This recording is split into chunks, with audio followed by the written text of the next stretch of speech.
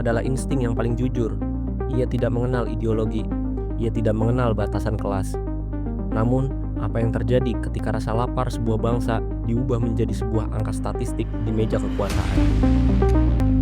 71 triliun rupiah, sebuah angka yang teramat besar untuk sekedar dimaknai sebagai biaya makan siang. Di balik riuh rendah janji politik tentang generasi emas 2045, tersimpan sebuah mekanisme raksasa yang sedang bergerak, sebuah operasi logistik dan finansial yang mungkin menjadi yang paling ambisius dalam sejarah modern Republik ini. Namun, di dalam pandangan SDM rendah, kita belajar untuk tidak hanya terpaku pada apa yang disajikan di permukaan. Kita belajar untuk melihat bayang-bayang yang tercipta di balik cahaya yang terlalu terang. Siapa yang sebenarnya diuntungkan? Apakah ini murni sebuah investasi kemanusiaan? Ataukah ini adalah gerbang bagi sebuah hegemoni baru atas perut rakyat Indonesia?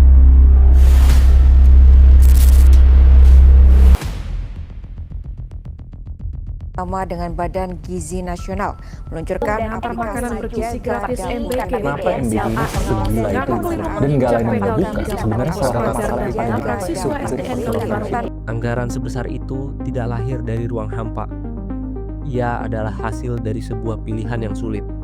Dalam ekonomi, kita mengenal istilah opportunity cost, biaya yang harus dikorbankan demi sebuah pilihan.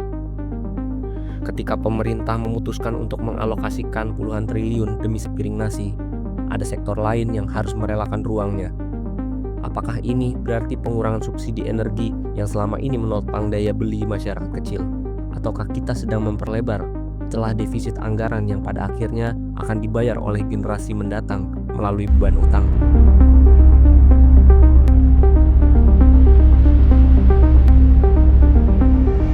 Kita seringkali terjebak dalam narasi makan gratis. Padahal dalam realitas ekonomi tidak ada yang benar-benar gratis.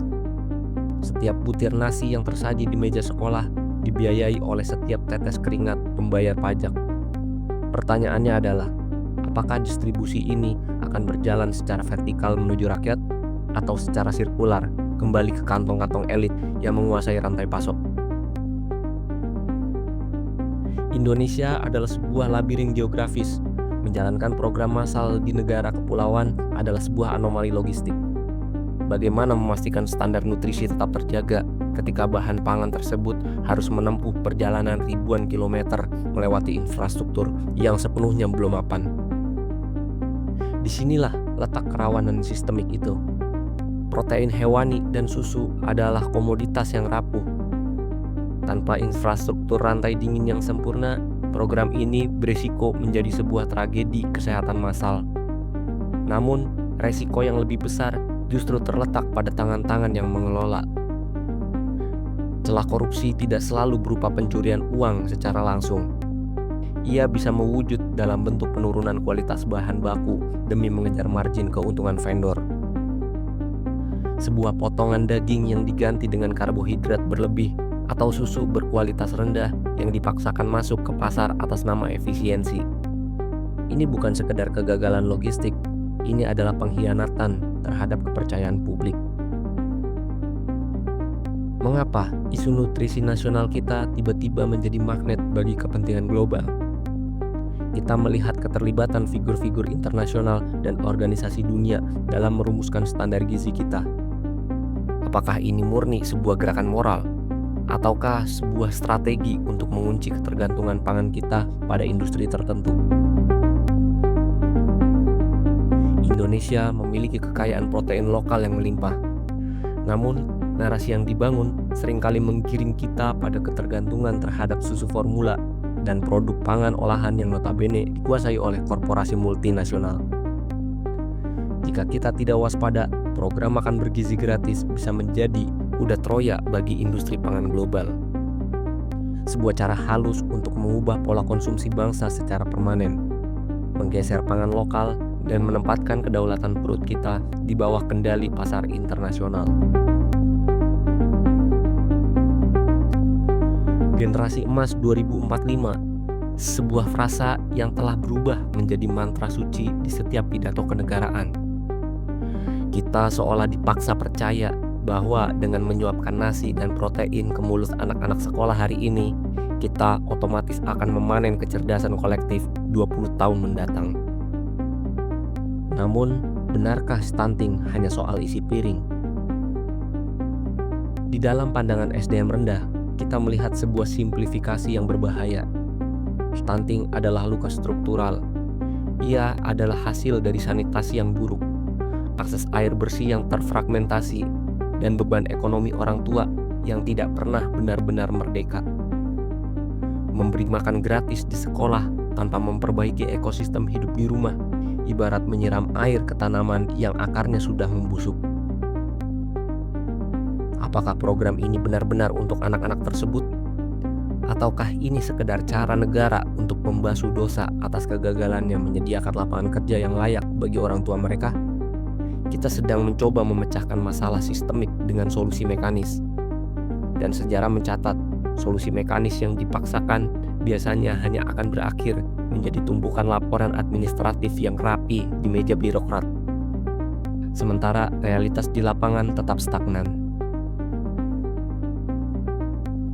Mari kita bicara standarisasi. Dalam skala 82 juta piring, negara tidak mungkin mengandalkan sentuhan ibu di dapur-dapur kecil. Efisiensi menuntut industrialisasi.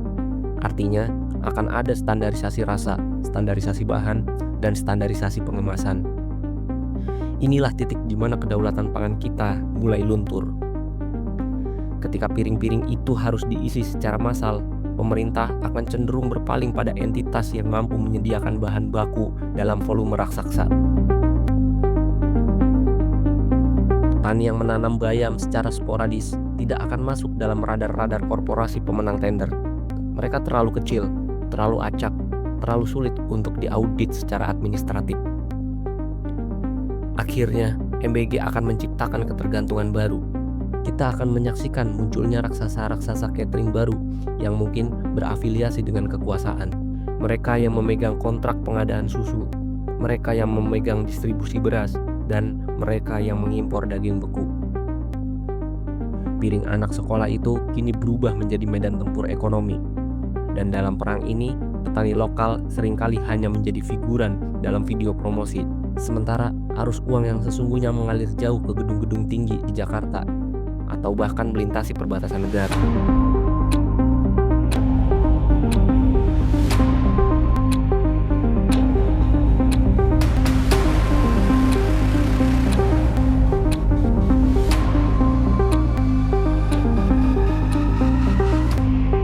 Ketakutan terbesar dalam program ini bukanlah korupsi dalam bentuk uang tunai di dalam kardus coklat. Ketakutan terbesarnya adalah kecelakaan birokrasi yang bersifat fatal, berujung pada menurunnya kualitas makanan. Satu kasus keracunan massal di satu sekolah saja sudah cukup untuk meruntuhkan kepercayaan publik. Namun, dalam ekosistem politik kita, kegagalan seperti ini jarang berujung pada evaluasi fundamental. Biasanya, yang muncul adalah narasi sabotase. Narasi tentang lawan politik yang ingin menjatuhkan program mulia ini. Kita mulai mengaburkan fakta dengan drama. Kita lebih sibuk mencari siapa yang bersalah secara politis daripada memperbaiki sistem yang memang sudah rapuh sejak awal. Disinilah letak tragedi sesungguhnya. Ketika nyawa dan kesehatan anak-anak menjadi sekedar variabel dalam permainan manajemen krisis pemerintah.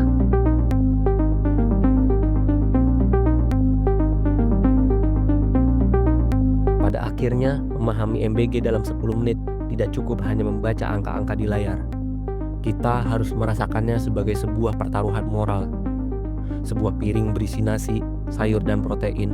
Kelihatannya sederhana, namun di baliknya ada jutaan harapan, triliunan utang, dan ribuan kepentingan yang saling sikut.